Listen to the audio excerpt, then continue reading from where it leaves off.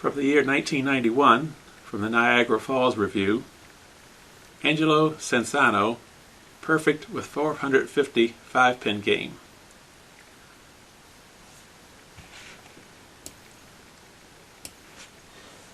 Wednesday was Angelo Sansano's regular bowling night, and he felt good going into it. But he felt great coming out of it. He threw 12 consecutive strikes for a score of 450, the first perfect 5-pin game in Fort Erie in nearly 40 years. By the time he came to his final throw, it was so quiet at Carroll's lanes, you could hear a pin drop. Actually, 5 pins, and they all dropped. It was an unbelievable feeling, he says. That last ball was a little scary.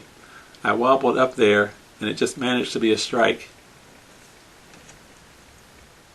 His lifetime average is about 230, but this year it is closer to 285, despite arm and back problems that for the past few years have kept his scores lower than usual.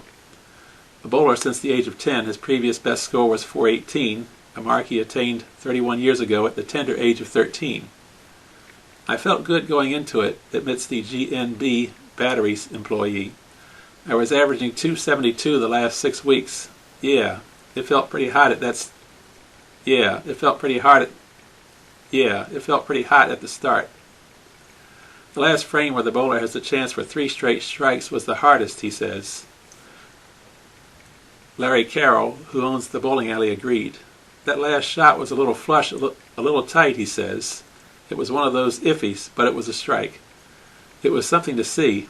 I've been here 22 years, and we've had 432s, 433s, but nothing really close. He was a pin boy at Park Lane, now the Golden Nugget Bingo Hall, when Russ Volvo scored the last perfect 5-pin game in Fort Erie in the late 1950s.